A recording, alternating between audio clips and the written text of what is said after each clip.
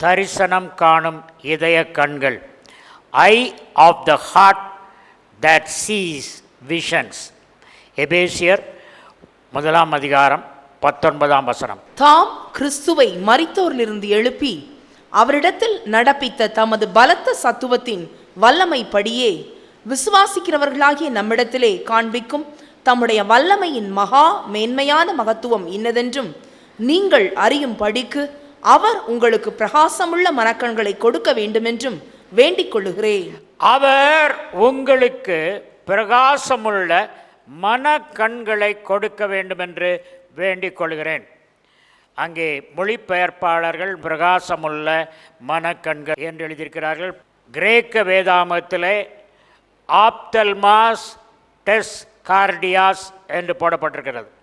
ஆப்தல்மாஸ் என்றால் கண்கள், டெஸ் of, கார்டியாஸ் KR car என்று சொல்லி லத்தீன் மொழியில் அது இதயத்தை குறிக்கும். அது கிரேக்க மொழியிலும் இதயத்தை குறிக்கும், ஹார்ட்டை குறிக்கும். ஆகவே அது மனக்கண்கள் அல்ல, இதயத்தின் கண்கள். கர்த்தருக்குள் அன்பானவரே, படைக்கப்பட்ட படைப்புகள் எல்லாம் மிக சிறப்பான படைப்பு மனிதனுடைய கண்களின் படைப்பு. அந்த கண்களின் படைப்பை பற்றி ஒரு நாள் நான் பேச விரும்புகிறேன். Rods and cones and the iris and the ophthalmic nerve, retina, very fantastic. தேவன் சரீர பிரகாரமான கண்களை மாத்திரமல்ல, அவர் ஆவிக்குரிய கண்களையும் உருவாக்கி இருக்கிறார். நீதிமொழிகளின் புத்தகம் 20:12. கேட்கிற காதும் காண்கிற கண்ணும் ஆகிய இவ்விரண்டையும் கர்த்தர் உண்டாக்கினார். கேட்கிற காதுகளையும் காண்கிற கண்களையும் கர்த்தர் உண்டாக்கினார். கர்த்தருக்குள் அன்பானவர்களே, தேவன் உங்களுக்கு 2 காதுகளை கொடுத்திருக்கிறார், 1 வாயை கொடுத்திருக்கிறார். அவர் 2 வாயை கொடுத்திருந்தா ரொம்ப ஆபத்து, 1 வாயிலே இவ்வளோ பிரச்சனை. அதனால் நீங்கள் என்ன செய்யணும்னா, நிறைய கேட்கணும், பேசுகிறது குறைவாக இருக்கணும். ஜீசஸ் கிரைஸ்ட் பார்த்திங்கன்னா மற்றவங்க சொன்னதை கேட்குறதுல தான் இருந்தார். அங்கே பெரிய மூப்பர்கள்லாம் ஆலயத்தில் 12 வயதில் போயிருக்கும்போது அவர்கள் சொல்கிறதை அவர் கவனமாய் கேட்டார். இவர் பெரிய ஞானமுள்ளவர், பேசிக்கொண்டே இருந்திருக்கலாம், அவங்களை கேட்க விடாதபடி, அவங்களை பேச விடாதபடி. ஆனால் அவர்களை பேச விடாதபடி இருக்கவில்லை, அவர் சொல்வதை கேட்டார். இன்றும் தேவன் நீங்கள் சொல்வதை கேட்கிறார். குஷ்டரோகி, பயங்கரமான நோய்களிலே பயங்கரமான நோய் குஷ்டரோகம். அந்த நோய் உள்ளே வந்தாலும், ஐயோ அது ரொம்ப கடினம்பா, மூக்கெல்லாம் உள்ளே போயிருக்கு, கையெல்லாம் போயிருக்கு, இன்றைக்கி பார்க்குறேன், ஏதாவது நான் ஜெபம் பண்ணி பார்க்குறேன், கொஞ்சம் சரியாகதான் பார்க்கலாம், சொல்ல சித்தமுண்டு சுத்தமாக, அவ்வளோதான். 8 மைல் நீளமுள்ள அந்த கடல் கொந்தளித்து கொண்டிருக்கிறது. பார்க்குறாரு, இறையாதே அமைதலாயிரு. 2 words. You should not waste words. வார்த்தைகள் என்பது முத்துக்கள். அந்த முத்துக்களை நாம் கவனமாய் பயன்படுத்த வேண்டும். லூக்கா எழுதின சுவிசேஷம் 4:18 என்ன சொல்லியிருக்கிறார்?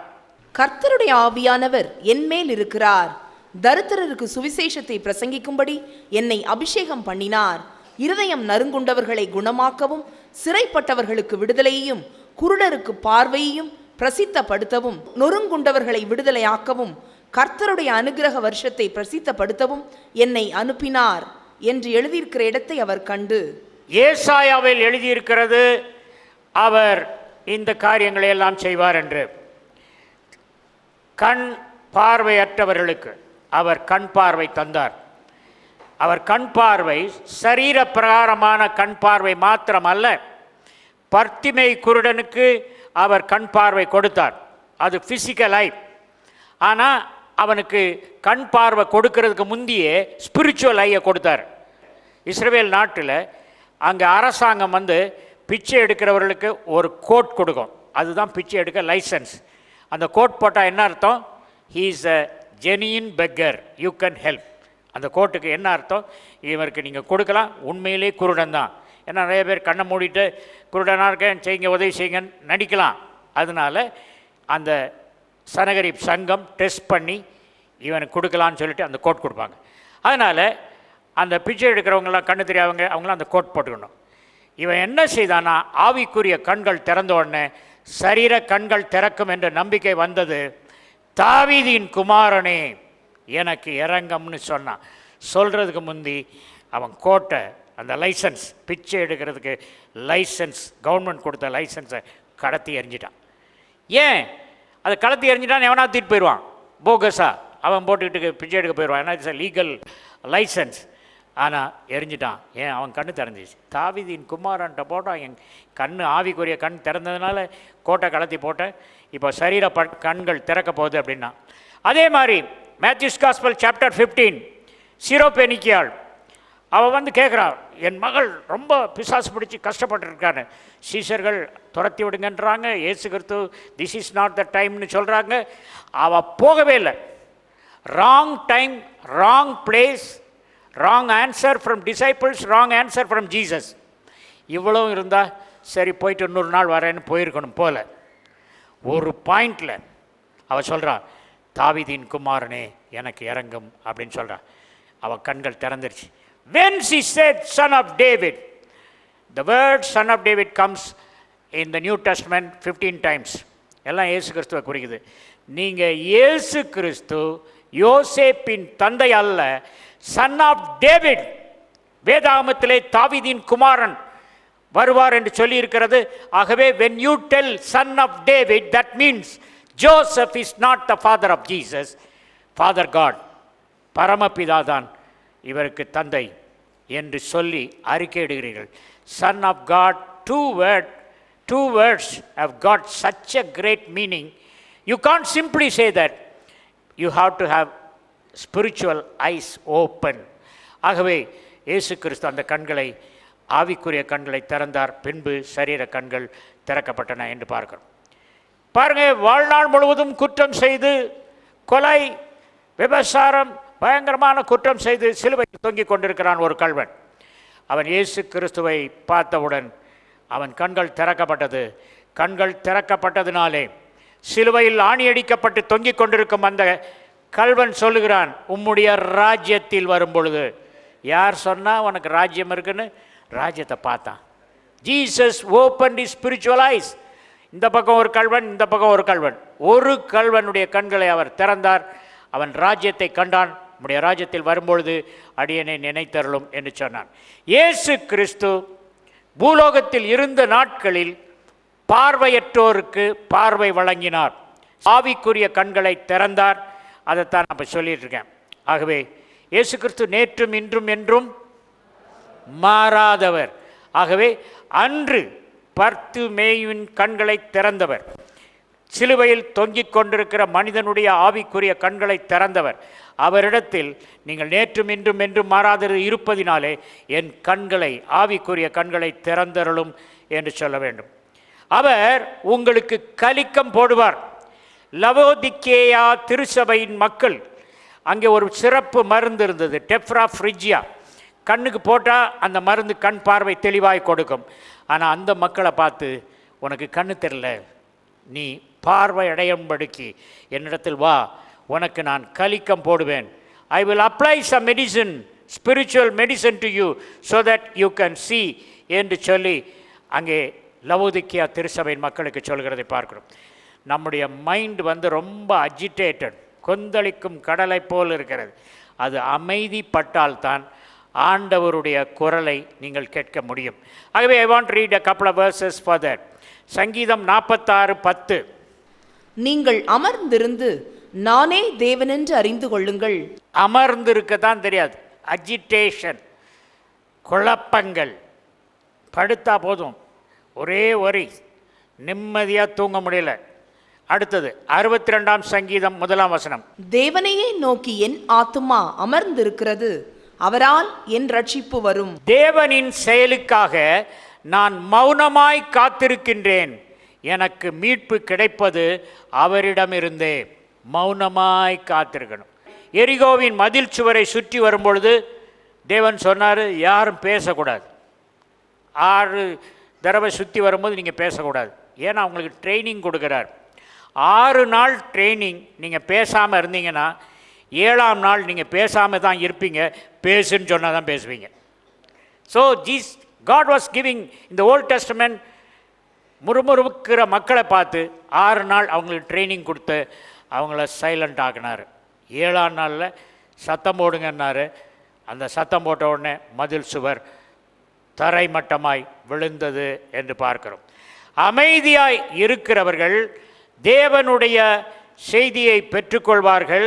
தேவனுடைய செய்தியை பெற்றுக்கொண்டவுடன் அவர்கள் பேசுவதெல்லாம் அப்படியே நடக்கும். சங்கீதம் 62:5, என் ஆத்துமாவே தேவனையே நோக்கி அமர்ந்திரு, நான் நம்புகிறது அவராலே வரும். நெஞ்சே தேவனுக்காக மௌனமாய் காத்திரு, ஏனென்றால் நான் எதிர்பார்க்கும் நற்செய்தி அவரிடமிருந்தே வரும். அடுத்தது, இந்த உலகத்தில் யாருக்கும் இல்லாதபடி, எந்த படைப்புக்கும் இல்லாதபடி தேவன் கற்பனை வளத்தை நமக்கு கொடுத்திருக்கிறார். நம்ம மைண்டை நம்ம பயன்படுத்தலாம். பெரும்பாலான வேளையில் நமது மைண்டை பயன்படுத்துகிற பிசாசு. நைட்டில் போய் படுத்த உடனே நம்ம திட்டினவங்க, நமக்கு விரோதமாக பேசினவங்க, ஆஃபீஸில் நடந்த காரியங்கள் எல்லாம் மனசில் ரீப்ளே ஆகும். ரீப்ளே ஆனோடனே அதுக்கு நம்ம பதில் சொல்லுவோம். இவன் இப்படி செய்தானா, நாளைக்கு ஒரு சந்தர்ப்பம் பார்த்து அவன் காலை வாரணும். எப்படி வாடுறது? ராத்திரி பூரா யோசிச்சுக்கிட்டே இருப்பான். மணியை பார்ப்பான், 2 மணி ஆயிரும், ஐயோ தூங்கலையா அப்படின்னு. 2 கொரிந்தியர் 4:18, ஏனெனில் காணப்படுகிறவைகள் அனித்தியமானவைகள், காணப்படாதவைகளோ நித்தியமானவைகள். காண்பவை நிலையற்றவை, காணாதவை என்றென்றும் நிலைத்திருப்பவை. கர்த்தருக்குள் அன்பன், நீங்கள் பார்க்குறீங்க, இந்த ஃபேன், இந்த சேர், இதெல்லாம் காண்கிறது, இதெல்லாம் நிலையற்றதுன்றார். காணாதது தான் நிலையானது. that which is seen is temporal, that which is not seen is eternal. காணப்படாது தான் இது. அதனால் ஆண்டவர் என்ன சொல்கிறாருன்னு சொன்னால், காண்கிற பொருள்களை வைத்து கொண்டு காணாத பொருளை நாம் காண முடியும். பிதாவை காண முடியாது. இயேசு கிறிஸ்து சொன்னார், என்னை கண்டவன் பிதாவை கண்டான். அப்போ காண முடியுமா, காண முடியாதா? காண முடியும். ஆனால் இயேசு கிறிஸ்து காலத்தில் நம்ம வாழ்ந்திருந்தோம்னா என்ன செய்யலாம்? பிதாவை, இயேசு கிறிஸ்துவை காணலாம், பிதாவை கண்ட மாதிரி தான். ஆனால் இப்போ இயேசு கிறிஸ்து இல்லை.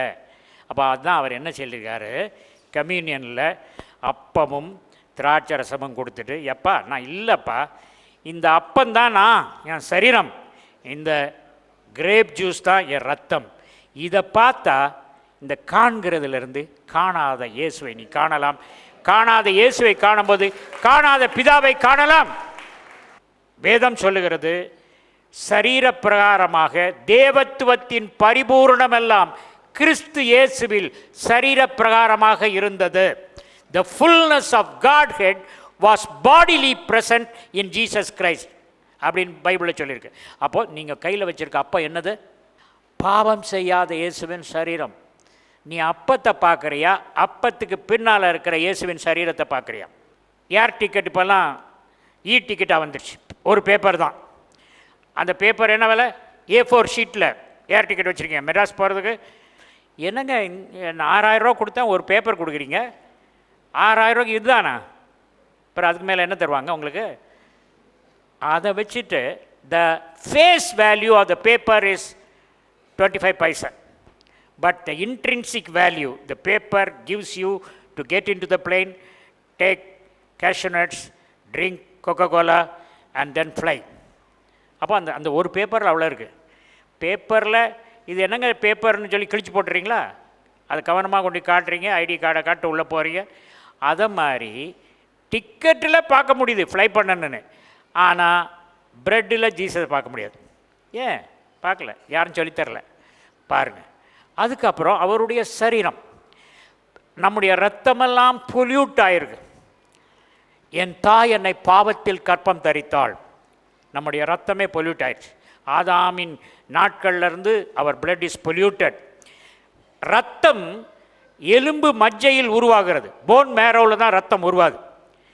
Phone marrow secretes RBC. ஆனால் நம்ம பாவம் செய்ததுனால பாவம் எண்ணெயைப் போல எலும்பு மஜ்ஜையில் இருக்கிறது அப்படின்னு சொல்லிட்டு வசனம் இருக்குது. அப்போது நம்முடைய பிளட்டெல்லாம் பொல்யூட்டட் பிளட். அந்த பிளட்டில் இயேசு கிறிஸ்துவின் பாவமற்ற ரத்தம், குற்றமற்ற விலையேறப்பெற்ற இயேசு கிறிஸ்துவின் ரத்தம். மரணம் கிடையாது இந்த ஜெனரேஷனுக்கு. லாஸ்ட் ஜெனரேஷனுக்கு மரணம் கிடையாது.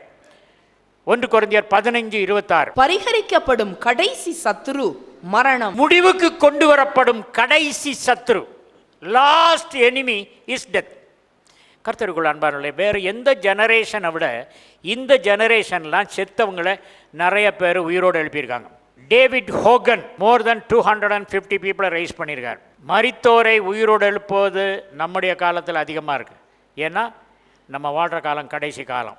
அப்பமும் ரசமும் எதை குறிக்கிறது இன்றைக்கு நம்ம எடுக்க போகிறதுன்னா, இயேசு கிறிஸ்துவின் மரணத்தையும் உயிர்த்தெழுதலையும் குறிக்கிறது. Both are there. Death is there, resurrection is there. அவர் மரணத்தை அறிக்கையிடுகிறோம், உயிர்த்தெழுதல் வர காத்திருக்கிறோம். அதுதான் திருச்சபையில் சொல்கிற நைசியன் க்ரீட், நிசேயா விசுவாச பிரமாணம். John's gospel chapter 6 verse 54. என் மாம்சத்தை புசித்து என் இரத்தத்தை பானம் பண்ணுகிறவனுக்கு நித்திய ஜீவன் உண்டு. நித்திய ஜீவன் என்று சொன்னால் செத்து மறுபடியும் ஜீவனுக்குள் போவது அல்ல. அப்படி நான் சொல்லியிருப்பார். அவன் செத்தாலும் அவன் நித்திய ஜீவனை பரலோகத்தில் பெற்றிருப்பான்னு சொல்ல. என் மாம்சத்தில் புசித்து இரத்தத்தை பானம் பண்ணுகிறவனுக்கு நித்திய ஜீவன் உண்டு. என்னைக்கு நீங்க மாம்சத்தை புசித்து இரத்தத்தை பங்கேற்கிறீர்களோ, லாஸ்ட் ஜெனரேஷன் ஆகிய நீங்கள், உங்களுக்கு நித்திய ஜீவன் ஆரம்பிச்சிருச்சு. அதை கொஞ்சம் தொடர்ந்து வாசிங்க. நான் அவனை கடைசி நாளில் எழுப்புவேன். கடைசி நாளில் எழுப்புவேன். உயிரோடு தான் அவன் இருப்பான். கடைசி நாளில் அவனை அப்படியே எடுத்து என் சிங்காசனத்தில் என் பக்கத்தில் உட்கார வைப்பேன். அதுதான் எபேசியர் 2:6 சொல்கிறாரு. கடைசி நாளில் அவர் எழுப்புவேன்னா அவன் செத்து போயிருப்பான், அவன் எழுப்புவேன்னு சொல்ல. கடைசி நாளில் பூலோகத்தில் இருக்கிற அந்த மனிதனை பரலோகத்துக்கு எழுப்பி என் பக்கத்தில் உட்கார வைப்பார். என் மாம்சம் மெய்யான போஜனமாயிருக்கிறது, என் ரத்தம் மெய்யான பானமாயிருக்கிறது. ஏன் அப்படி சொன்னார்? மெய்யானது. நம்ம கூல்ட்ரிங்க் குடிக்கிறது அது என்ன பொய்யாவா குடிக்கிறோம்? அல்லது நம்ம சாப்பிட்ற சப்பாத்தி பொய்யானதா? பொய்யானதுதான். ஏன்? Anything which is temporary is short lived, false. சாப்பிட்றோம் சப்பாத்தி, நாளைக்கு மறுபடியும் சாப்பிடணும்ல. ஆனால் மெய்யானதை சாப்பிட்டா ஒரு தடவை சாப்பிட்டா போதும், அது நிலைத்திருக்கும்.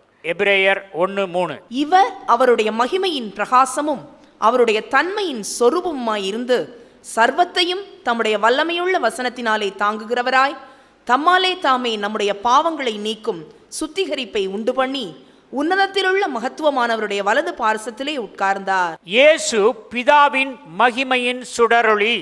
தமது ஆற்றல் மிகுந்த வார்த்தையால் அனைத்தையும் தாங்கி நடத்தும் இயேசு தேவனின் அச்சிப்பதிவு, தேவனின் ஜெராக்ஸ் காப்பி. ஃபாதர் காடினுடைய xerox Jesus Christ. Jesus Christ இன் xerox this bread and wine.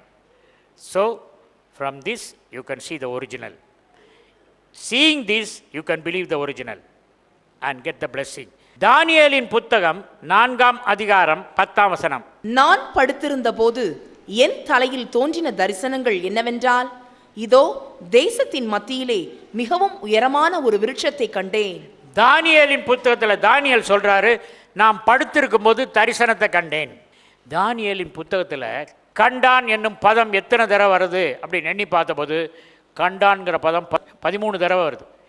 13 தடவை அவன் கண்டதுனால தான் அவன் சொப்பனத்தை விளக்க முடிந்தது. நீங்களும் காணாதவைகளை காண கற்றுக்கொள்ள வேண்டும்.